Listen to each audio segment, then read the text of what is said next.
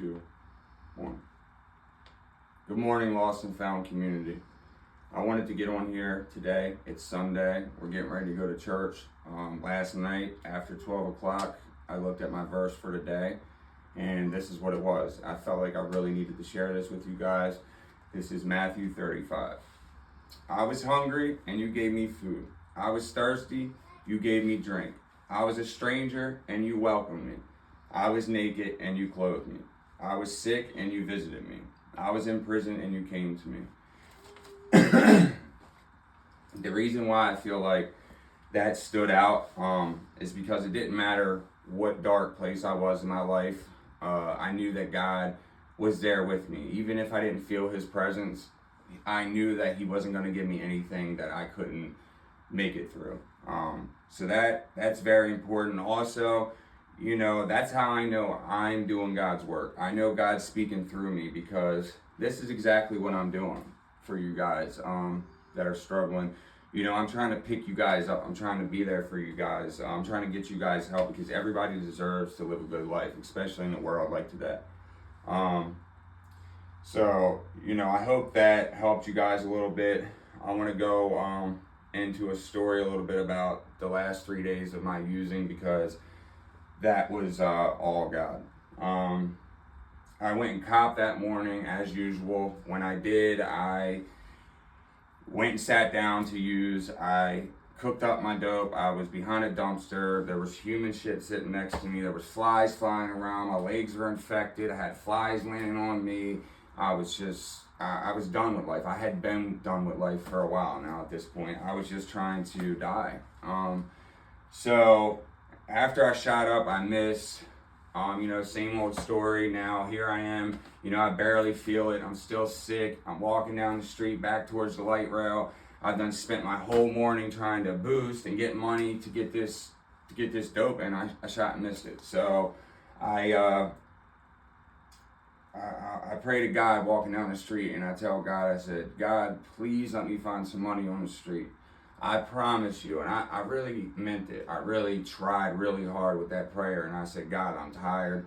I give up. I don't want this anymore. I want to get clean. And all my prayers leading up to that was, God, please don't let me wake up tomorrow. Please don't let me wake up to this torture anymore. Every breath I take is torture. I don't want to breathe anymore. Please just bring me to you. I need peace. I can't handle this anymore. You know, and that's not what God wanted. There was many times out there I should have died, and God saved me. And this is one of those days. So I did my thing for the next 3 days. The third day, I wake up. There was an old man that was in the alley. He was paying me for protection so people wouldn't come back there and mess with his stuff. And, you know, he'd pay me $5 every morning because we were sleeping across from Moe's Seafood down by the harbor in Baltimore, if you're familiar. And so he would sweep their parking lot for $5 every morning. So that would get us out the gate. This particular morning, we had like $11 or something like that. We went up there together. You know, we got what we got. I went to go get on. I missed. He didn't. So now I'm sick. I've got to go through the whole process of getting on the subway, light rail, and go all the way back. We get down there. He goes out the Panhandle. I tell him, please wake me up. I'm going to try to close my eyes because I couldn't do much more but lay there. At that point. So I wake up, he's gone. He went and took it upon himself to cop, left me there sick. I was fuming mad. I walked back and forth to the subway looking for him. And at that point, I was just fuming. I was going to just probably punch him in his mouth when he got back. Because I was so mad, I let my anger get the best of me, and I went to Lululemon, not thinking I had done this prior many times and got away with it, but I went in there angry that day with my book bag, and I was stingy and greedy, and I grabbed everything off the shelves and I threw it in my book bag where they were waiting for me. They had a GPS tracker in the side bag from Lululemon. So I'm walking, I've got all this stuff in my book bag, and right when I get back around Moe's Seafood in the alley, I feel somebody grab the back of my shoulder. It was a cop.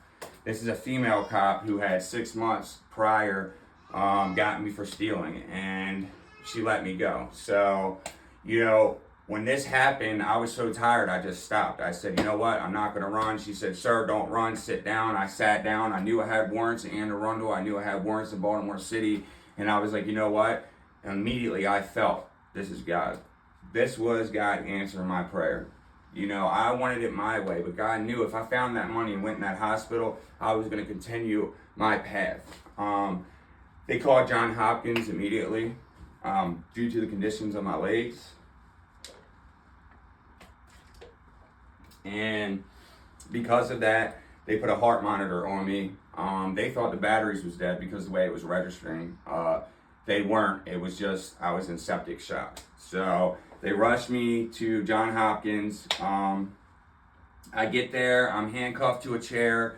I'm like laying on the floor. I'm so sick at this point. And the lieutenant for Baltimore City Police, out of all people, comes to me and tells me he has this program called the LEAD program. I accepted it. You know, they were there to help me. They were going to have my commissioner do a video bail review hearing at the hospital so I could get released from there and focus on my recovery. Warrants popped up, and unfortunately I had to go to central booking in Baltimore City for a little bit. I got there, you know, I got released. I had told the hospital, you know, I'm going to be sick, and when I get out of the jail, I'm going to be in the heart of Baltimore. And, you know, they didn't have no explanation for me. I was scared. I was worried about that. But like I said, I was done. And when you're done, you're done. You know when you're done. You can feel it in your heart. And that was it. All that pain that I felt, it was all going to be for something. And it was going to be for this life that I'm living right now. So, you know, I don't never want to go back. I don't think about going back. I don't have the cravings anymore. I'm happy with my life. I get to wake up to my beautiful son every day, my family.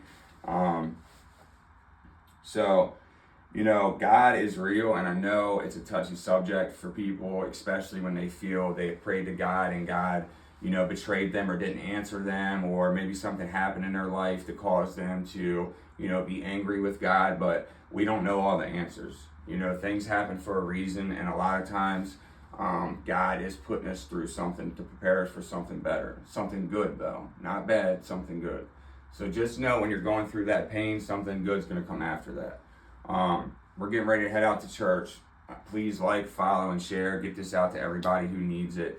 I appreciate you guys watching. I appreciate everything you guys do. I never thought I would be in this situation. You know, and this is how I know God's speaking through me. I'm not even a speaker. I'm not even an outgoing person at all. You guys know, if you watch my videos, I have self-esteem issues, anxiety issues. There's no way I could do this with the confidence that I'm doing without walking with God.